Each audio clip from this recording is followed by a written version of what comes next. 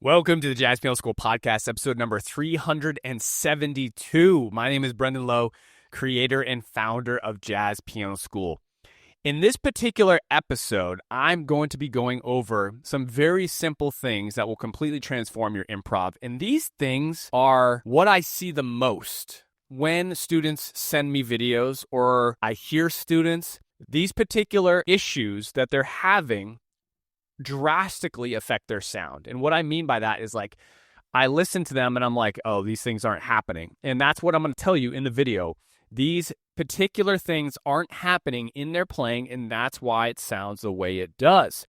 Now, no matter how many cool licks you got, how many altered scales you got, how many bebop approach notes you got, how many fourth patterns you got, if the things that I'm about to show you in this video, in this podcast, aren't happening, then none of that is going to sound good. And I think students, and even myself, at a certain point, we're like, why isn't my improvisation sounding good? It just doesn't sound like I'm playing through the changes. It doesn't sound like I'm improvising over all the things you are. It doesn't sound like I'm improvising over Stella by Starlight. It just sounds kind of like random stuff put together. And it's because of exactly what I'm going to be going over with you in today's podcast. And I'm going to give you exercises and drills that you can do to really start to work on this today, right? By the end of the week, your playing could be absolutely transformed if you implement and work on the drills in this particular podcast episode, right? So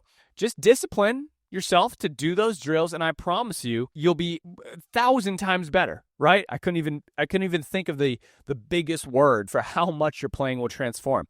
And again, take it from me. I mean, like, I've seen thousands and thousands of students running Jazz Piano School and teaching privately just for years.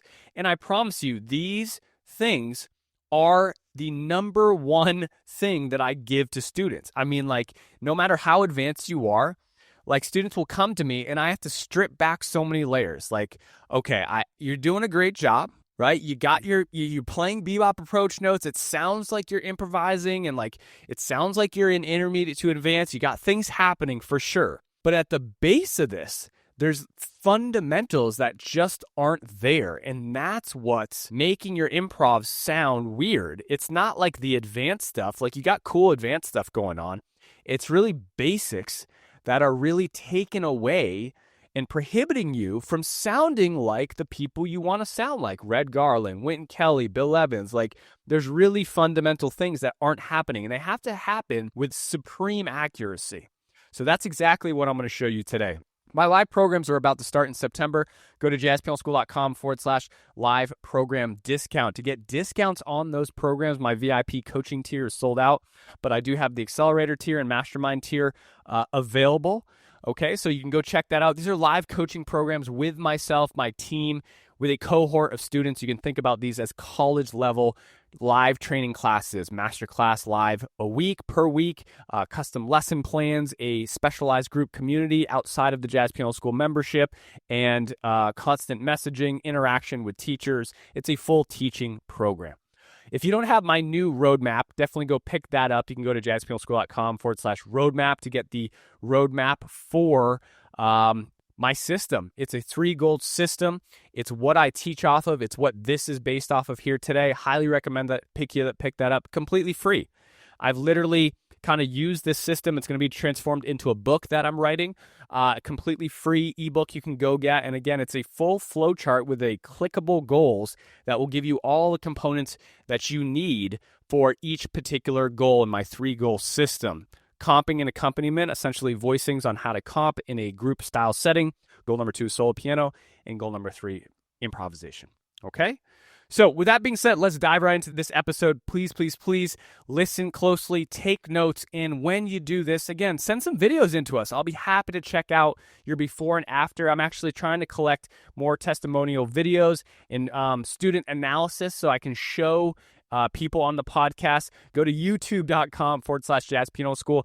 I really want to get to 100,000 subscribers. So if you want to help me out, you can do that by going and subscribing to my YouTube channel. And the video of this podcast, for anyone who's new here, is available on the YouTube channel. So you can watch me doing everything and demonstrating everything that you're listening to on this podcast. Again, youtube.com/Jazz Piano School. Okay, here we go. There's one small bit of knowledge that when you know it, it can totally transform whether or not you make progress in improvisation. And here it is. First of all, you need to ask yourself, are you trying to improve with a bass player or without a bass player? Because those are two completely separate paths. So if you're not playing with a bass player and you're trying to improve your improvisation in a solo piano way, check it out.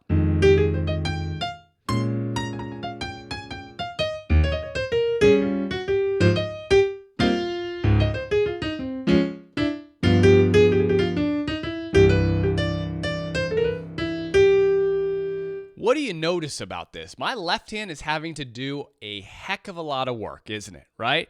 It's playing some 1-7-10s. It's playing some bass note to rootless voicings. It's got, again, bass note to rootless voicings or shells. And then again, some 1s and 7s. It's doing a lot. Now, if you're trying to improve your improvisation in this manner, in a solo piano manner, this is going to be the most difficult path you could possibly take to learning improvisation. Were you aware of that? Now, I highly wouldn't recommend starting there because a lot of improvisation is just in your right hand. And I know you may not be wanting to play in groups, but if I switch to iReal Pro and I focus on just my right hand, here's what this is going to sound like.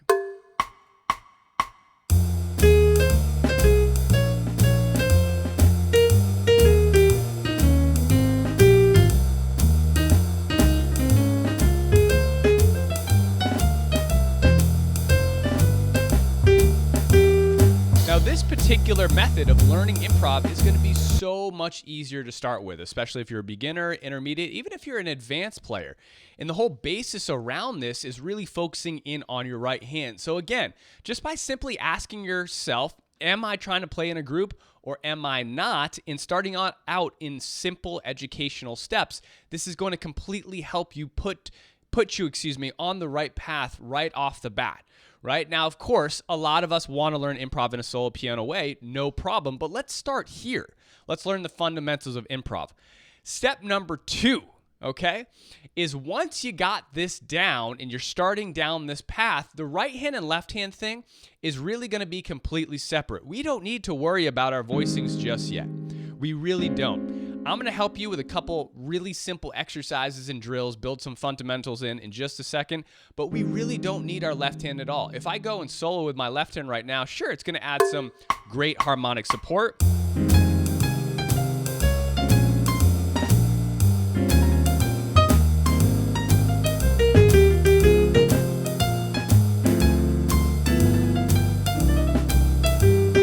But where is the bulk of the work happening? In my right hand, right? So don't even worry about your left hand because, again, it's just going to be very, very distracting to your brain to try to think about when to comp, what voicings to comp. It's really going to take away from how your right hand learns, okay? So let's put that on the back burner for now. So the next most important thing you want to focus on is as follows. So many of my students come to me and they start to do this. I'm going to show you what this sounds like. You tell me whether or not this sounds good to you. Here we go.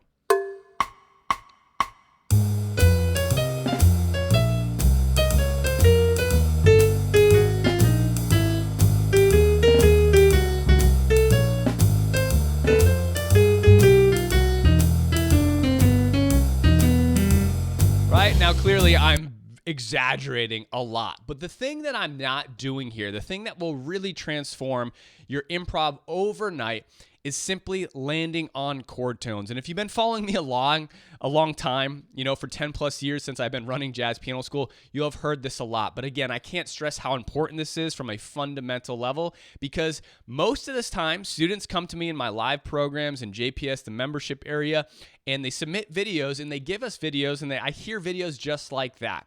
Now, the main takeaway here is that you can drastically improve your improv overnight just by focusing on landing on chord tones. Here's a very simple exercise you can do to improve this immediately. And I've heard even advanced players really not pinpointing chord tones in their solo. And if you want to sound like the pros, again, Wynton Kelly, Red Garland, Oscar, all of them are playing lines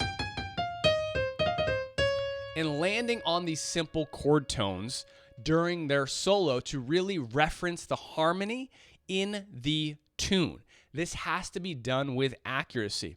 If you don't know what your chord tones are, they're just the 4 notes that really spell out a chord. So F minor would be F, A flat, C, E flat. So you have those 4 options. Now here's the drill. It doesn't matter what you play right now. If you're at this level, it does not matter what you play in the middle of the measure. All that I want to see, and this is what I give to my students as well, and they're like, oh my God, my improv sounds so much better. All I want to see and hear is that you are landing on a chord tone on the downbeat of, each measure, okay? I'm going to bump iReal Pro down to 70 BPM. I'd recommend this at 60 or 70 BPM. Here's what this is going to sound like. I'll do 64 BPM with this drill. Again, in the middle, you can take all the space you want. You don't even have to play, right? Check it out. I'll start to expand a little bit as I go through.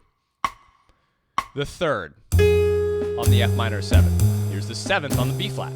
I didn't even move, but now I'm going to move to the 3rd of the E flat, 3rd of the E flat, root.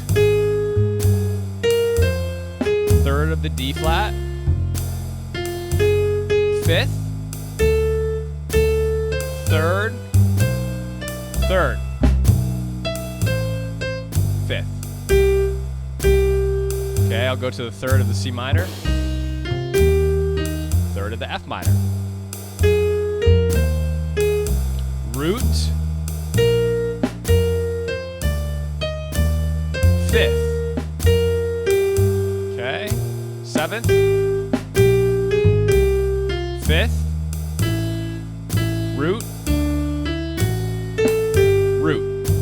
Now already in the simplest way, shape, and form, right? You can hear how I am actually playing through the changes. My improvisation sounds like I'm playing through the changes. So one of the biggest and fastest things you can do to make improvement literally today and completely transform and change the way your improv sounds overnight is just doing this drill. Whatever you play in your improv, slow your iReal Pro down to 64, 60, whatever you need to take it, and ensure that you land on chord tones. I give this to all my students to start to build that solid fundamental platform so that we can layer on more advanced tools. Now, the next step here is to have a little bit of connection, because if we're just landing on chord tones, we do need some notes in the middle, right, to create some smooth scalar motion between our chord, okay? Now, I don't want to get completely crazy into all the theory and modes, but if you have the chord tone thing down, you can now go to this next step, right? So now I'm going to start to move up and down my chord scale. I don't want to teach you all about chord scales right now. I just want you to listen. I want you to understand the process right now. And again, right? So I can move up and down between my notes and my chord scale. But one thing doesn't change. I'm still holding on to the fact that I'm going to land on my chord tone on the next measure. So even if I play something like this, let me just see the screen here, make sure you guys can see everything. Okay. You see that? So I landed on the 7th of my B flat minor 7. So I went F, up and down the scale, and then landed on the 7th. Okay, now pro tip here. One thing we don't want to do is make large jumps to our chord tone. So I don't want to do this. And then like jump up randomly. That's going to sound very disjointed and like and very segmented. We want to create smooth transitions into the closest chord tone like that to really create a nice smooth glass-like transition into that next chord. Otherwise, your improv is going to sound very, very disjointed, right? So again, on my B flat minor 7, let's say, sorry, I'm on the 7th here. You know, so let's say I go,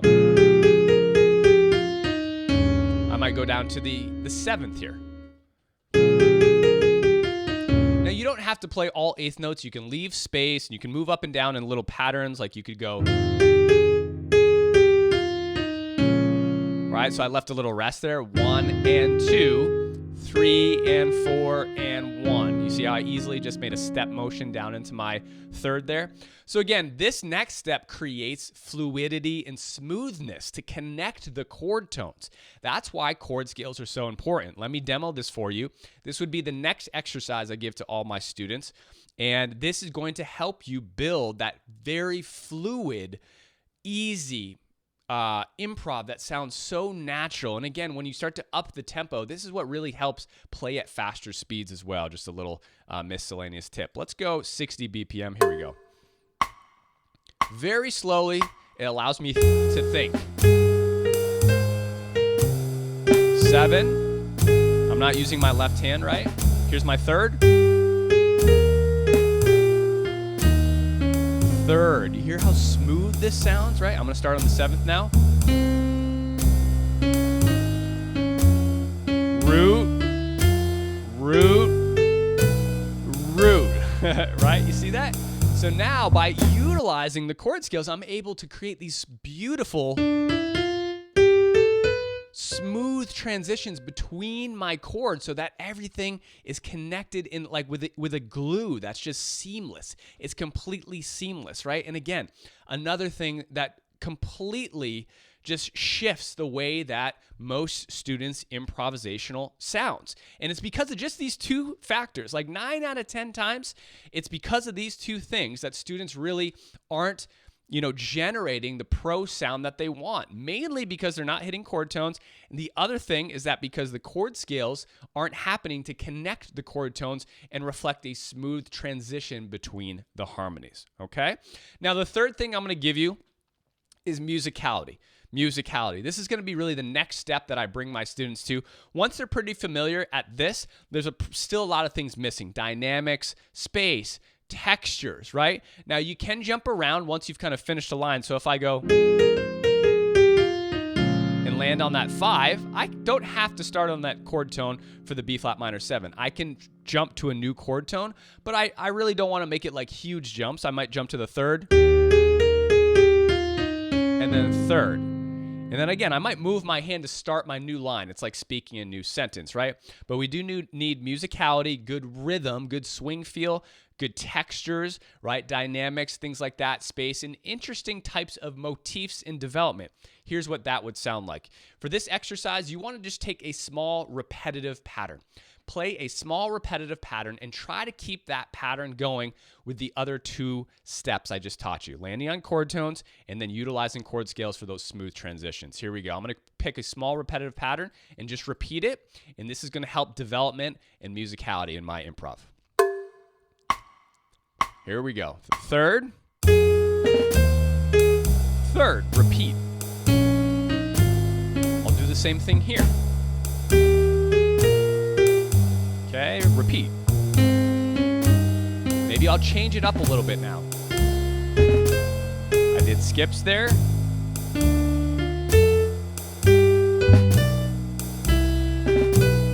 you're still hearing the same pattern. Maybe I'll change my pattern now.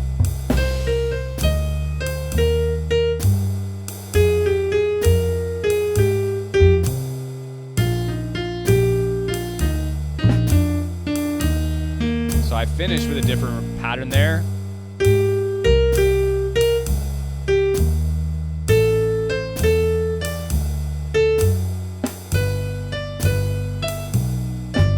Okay, so couple things. I hit a chord tone on every downbeat of every single chord. I also utilize my chord scales to transition between the harmonies to reflect the harmonies appropriately by creating seamless movement with my chord scales. And third, the repetitive motifs that I was creating allowed me to draw the listener in, right, with development in my improv. Now, that's all I have for you today, but here's what you can do after that. Once you've gotten to this level, you can start to build on other different types of approaches. So now we can start to move into some bebop approaches if bebop is your style, because you've gotten fundamentals down. Now we can do things like this.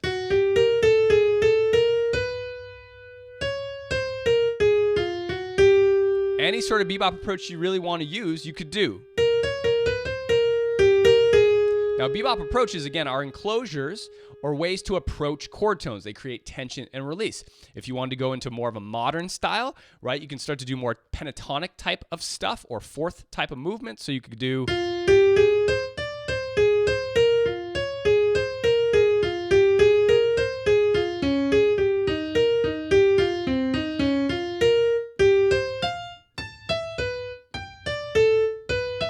right? that's going to be your modern style. And if you wanted more of a blues style, you could go more into the blues scale in the beginning of this.